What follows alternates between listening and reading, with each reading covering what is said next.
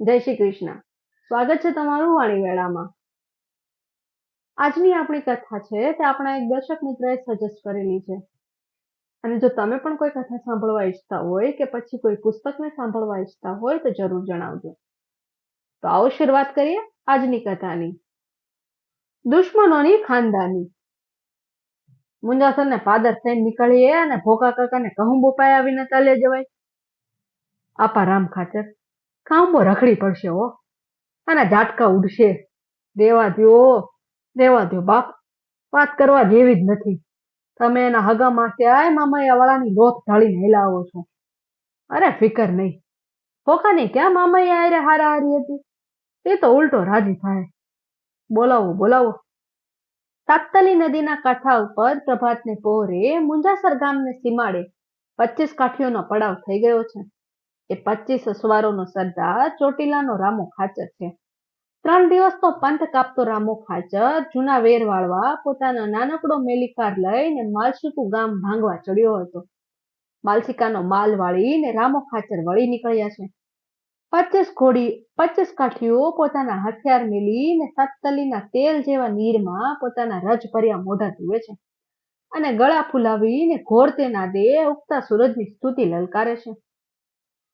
ભલ વિઘા ભાણ તુહારા ભામણા, મરણ જીણ લગમાણ, રહો ખાસ પરાવત. હે ભાનુ, તમે ભલે ઉગ્યા, તમારા ઓવારણા લઈએ છીએ. હે કશ્યપ મુનિના કુંવર, મૃત્યુ સુધી અમારી આબરૂ રાખજો.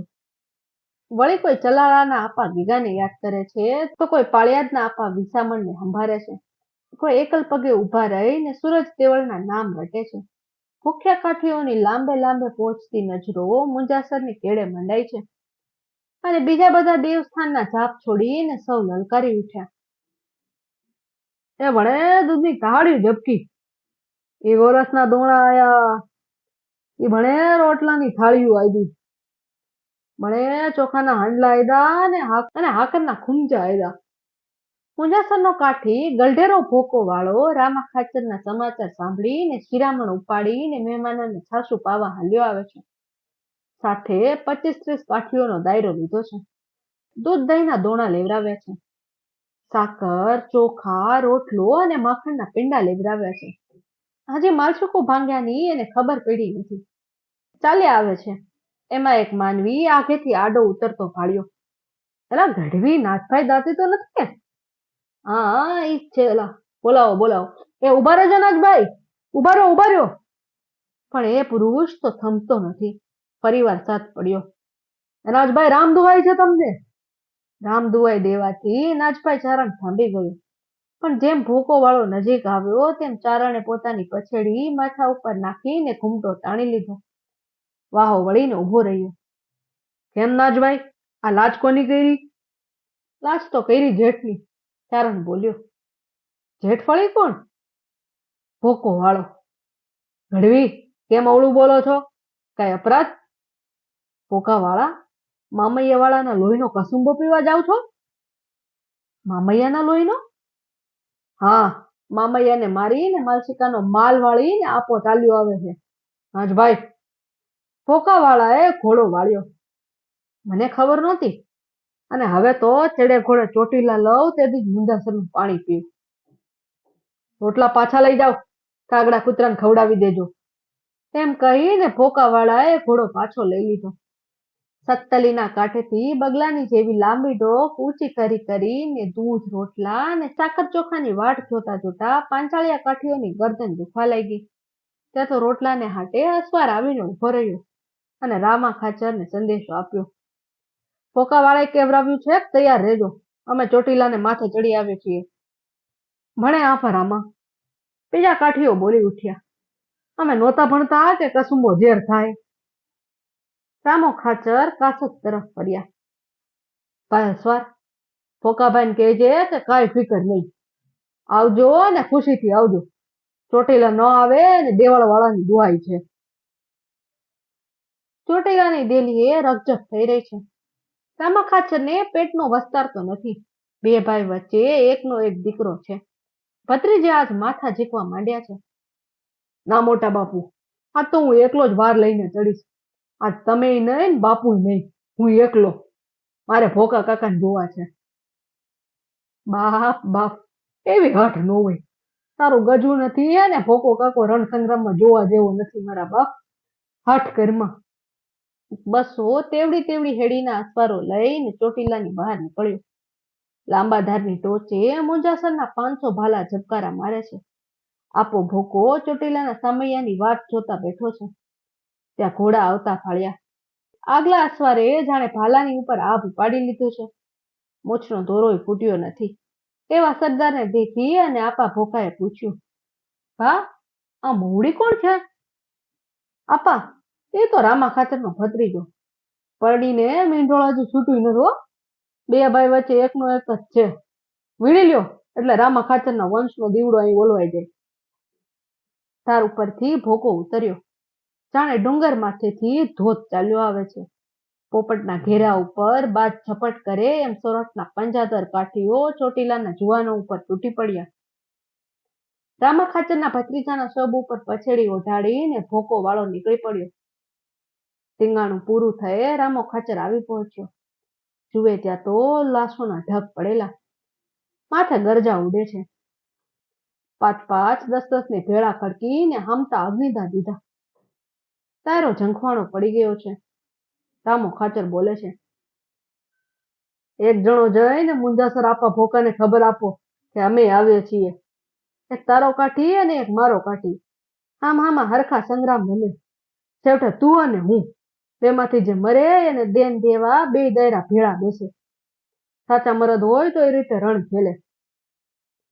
ભોકાવાળાએ કાગળનો જવાબ વાળ્યો, ભા, તમે ગડપણના રહેવા દેજો. સેરવણીમાં ઘાઈ જાઓ. અમે જ હામાં હાલીને ફરી વાવીએ છીએ. રામા ખાચરે આઈને બોલાવ્યો. કાઠિયાણી, હવે જીવતરના ભરોસા ઓછા છે.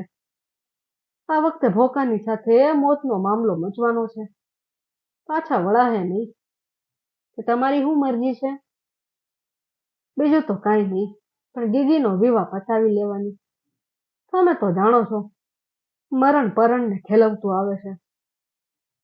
બહુ સારું કાઠી, કેવી તમારી મરજી. એમ કહીને કાઠિયાણીએ લગ્નની તૈયારી કરવા માંડી. માંડણ છાંડણ, ગાર ગોમટી અને ભરત ગૂંથણાના હાજર કરી દીધા. ટીગીના બલોયા ઉતરાવવા છે. તે દિવસોમાં હળવદ શહેરની ધોમધમ સાહેબી. હળવદના મણિયારા જેવા ચૂડલા પંચાળનો બીજો કોઈ કારીગર ઉતારી જાણે નહીં. હળવદમાં ચોટીલાના શેઠ છે. ત્યાં બેનનું માપ મોકલી દીધું. અસલ હાથીદાંતના બલોયા મગાવ્યા છે. મોતીચંદ શેઠ તો મૂળ ચોટીલાનો વાણિયો, પણ હળવદમાં એનો વેપાર ચાલે છે. પાસે 2 પૈસાનો જીવ થઈ ગયેલો. રામા ખાચરના ખોરડા સાથે અસલથી નાતો જાળવતો આવે છે. માપ પ્રમાણે બલોયાની જોડ ઉતરાવીને એણે મોકલી દીધી. બેન પહેરવા માંડ્યા, પણ બલોયા હાથે ચડ્યા નહીં. દોરાવા હાકડા પડ્યા. બીજા દિવસે માણસો જઈને બીજા 2 બલોયા ઉતરાવી લાવ્યા, પણ ત્યાં તો વળી દોરાવા મોટા થયા. બીજા દિવસે માણસો જઈને બીજા 2 બલોયા ઉતરાવી લાવ્યા, પણ ત્યાં તો વળી દોરાવા મોટા થયા. હળવદથી શેઠે કહેરાવ્યું, બેનને જઈ તેડી લાવો ને. ઢાંઢા ઘરમાં ઊભા છે ત્યાં તો હરખા માપના બલોયા ચડાવી લેવા છે. હાંજ ટાણે પાછા ચોટીલા ભેળા થઈ જાય. વેલડું જોડીને બેન હળવદ ચાલી.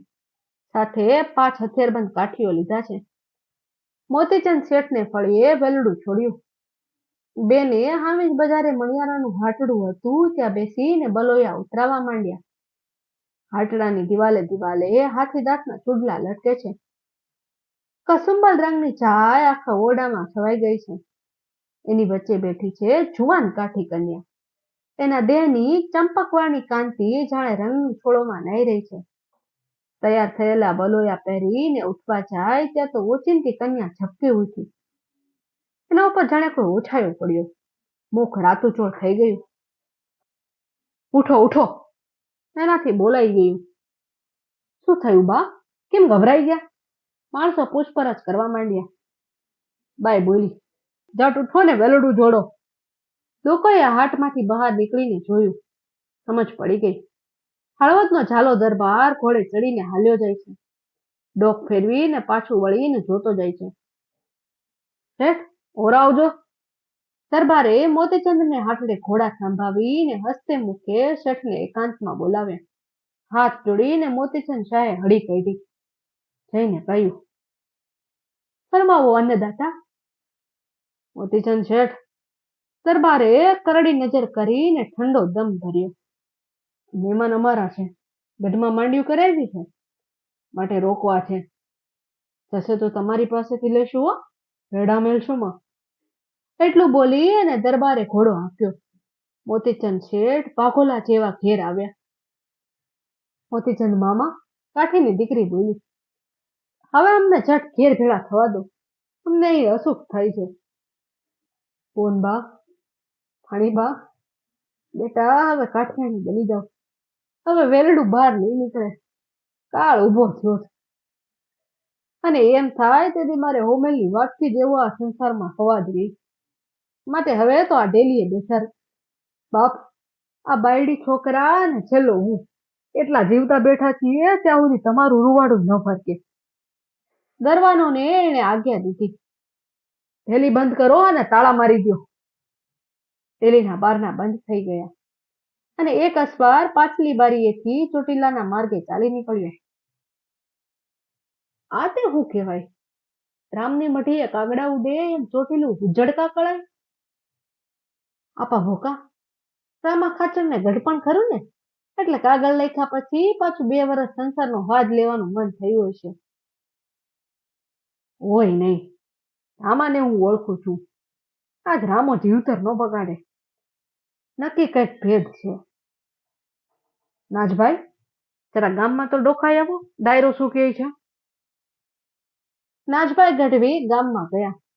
ગામને જાણે ચૂડેલે ભરખી ખાધું હોય એવી ઝાખપ પહેરી છે. ડેલી આવે ત્યાં તો ઠસોઠસ ડાયરો બેઠો છે, પણ કોઈના ઉપર નૂરનો છાંટો નથી રહ્યો. આવો નાજભાઈ, એમ કહીને કાઠીઓ ઊભા થયા. ચારણને બથમાં ઘાલીને મળ્યા, બેસાડ્યા અને કહુંબો લેવડાવ્યો, પણ કોઈ કશો ભેદ કહેતું નથી. ચારણે કહ્યું, રામા ખાચર, બાપ, ભોકાવાળો ક્યારની તારી વાટ જોઈને બેઠો છે. હા ગઢવી, આ હવે ઘડી બે ઘડીમાં અમારા બાકીના જુવાનો આવી પહોંચે ને એટલે ચડીએ છીએ. હવે જાજી વાર નથી હો. ભોકાભાઈને વાટ જોવડાવી પડી એમાં અમને અફસોસ થાય છે. નાજભાઈ ગઢવીને કશું સમજાયું નહીં. આ ખાચર ધાયરો આજ મરવા ટાણે કા કાળું મશ મોઢું લઈને બેઠો છે. નાજભાઈ બાઈઓના ઓરડે આવ્યા. ત્યાં ઉદાસીના ઓછાયા છે. આઈ, આજે શું થઈ રહ્યું છે? તેણે આવીને આઈને પૂછ્યું. બેન હળવદ બલોયા ઉતારવા ગઈ. એને હળવદ દરબારે માંડવી કરવા રાત રોકી છે. હવે ઘડિયું જાય છે. કાં તો બેને પેટ કટારી નાખી હશે ને કાં તો એની એક ભાવમાં 2 ભાવ થયા હશે. અને વાણિયાના તે ભરોસાય શું? તોરીને દઈ દે એવા લાલચુડાઓ. એમ કહેતા કહેતા એ રડી પડ્યા. એમાં ખાચર દાયરો મૂંઝાઈ બેઠો? હા મળી. એક કોર ભોકાભાઈ અને બીજું કોર હળવદનો રાજ. એમાંથી પેલું ક્યાં પહોંચવું? ચારણ ચાલી નીકળ્યો. સડેડાટ સીધો ડુંગરાની ધારે આવીને ઉભો રહ્યો. આવીને આખી વાત કહી. સાંભળીને ભોકો વાળો ઊંડા વિચારમાં પડ્યો. પછી એણે ગઢવીને કહ્યું,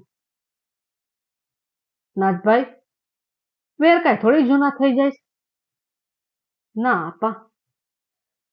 તો પછી ચોટીલાના દાયરાને ખબર દો કે અમે મળવા આવીએ છીએ.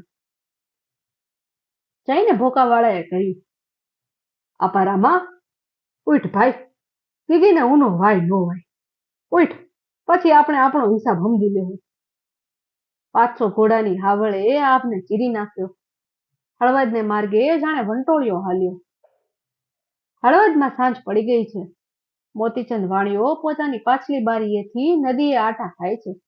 ત્યાં તો નદી કાંઠે ભૂરિયા લટુરિયા, રાખમાં રોળેલી પહાડી કાયાઓ, તુલસીના પારાવાળા બેરખા અને સિંદૂર આંજ્યા હોય એવી રાતોચોળ આંખોવાળા નાગડા બાવાની જમાતના પડાવ થતા જોયા. સાથે ડંકા, નિશાન, હથિયાર અને ઘોડા દેખ્યા. વાણિયાએ પૂછ્યું, બાવાજી, ક્યાં રેવા? ચિત્તોડ. કેની કોર જાહો? ચાકરી મિલે વહા. મારે ઘેર રહેશો? તું બનિયા ક્યાં દેગા? બીજે શું મળે છે? 15 રૂપિયા. આપણા 1600. નાગડાઓ ગામમાં દાખલ થયા. એ જ ઘડીએ વાણિયાએ નાગડાઓને પગાર ગણી દીધો. 400 નાગડાઓની ચોકી વાણિયાના ઘર ઉપર બેસી ગઈ. દરબારની કચેરીમાં મસાલ થઈ ગઈ. અમીરો વિખરાઈ ગયા અને દરબારનો માનીતો જામદાર વેલડું જોડીને કાઠિયાણીને બોલાવવા આવ્યો. એ મોતીચંદ શેઠને ઘેર પહોંચ્યો ત્યારે જ નાગડાઓને સાચા ભેદની ખબર પડી. નાગડા ખરા રંગમાં આવી ગયા. એણે જમાદારને મારી પાડ્યો. ઝાલા રાજાએ જમાદારનું ખૂન સાંભળ્યું અને વાણિયાએ તો પોતાની ડેલીએ નાગડાની પલટન બેસાડી છે એવા સમાચાર સાંભળ્યા. નગારે ઘા દઈને એણે ફોજને સજ્જ કરી. એકેય બાવો જીવતો ન રહેવો જોઈએ એમ હાકલ થઈ.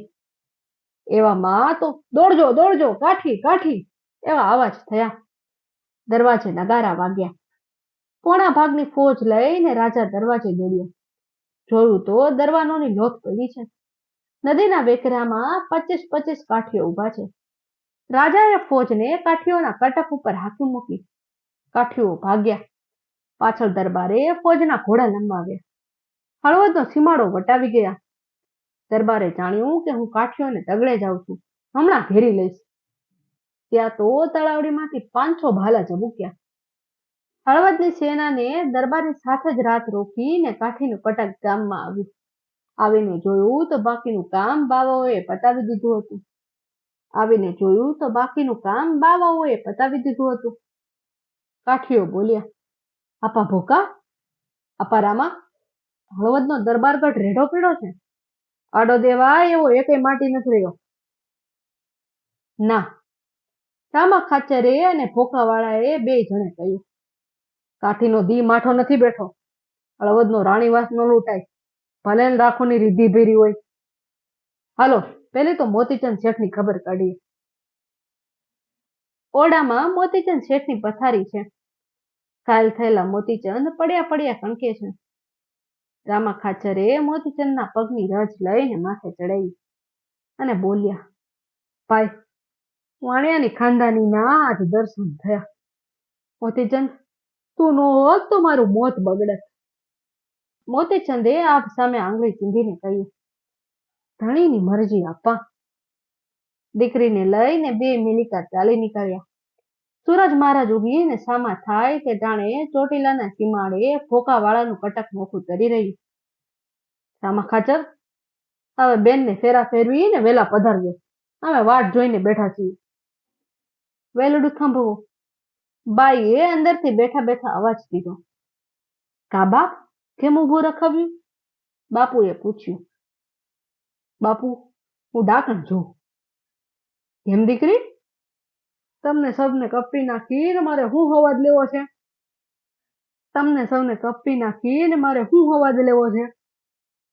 શું કરીએ દીકરી, બોલે બંધાણા છીએ.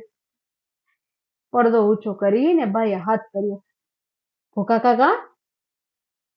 કા બાપ? ભોકો વાળો પાસે આવ્યો. તો પછી મને સીધું ગાયરી? રામા ખાચર, ભોકો વાળો બોલ્યો. હાલે તરવાર, તારા ભત્રીજાના માથા હાટે ઉતારી લે મારું માથું. આપા ભોકા, એવા હાથ ભત્રીજાના માથા તે વાઢ્યા હોત તો આજ તે એનો હિસાબ ચૂકવી દીધો છે ભાઈ. 2 શત્રુઓ ભેટી પડ્યા. સાથે કસુંબા પીધા. રામા ખાચરની દીકરીને પરણાવીને ભોકો વાળો મંજાસર પાછા વળ્યા. તો કમેન્ટમાં જણાવજો કે તમને આ કથા કેવી લાગી. ફરી મળીશું આવતા એપિસોડમાં. ત્યાં સુધી બધાને જય શ્રી કૃષ્ણ.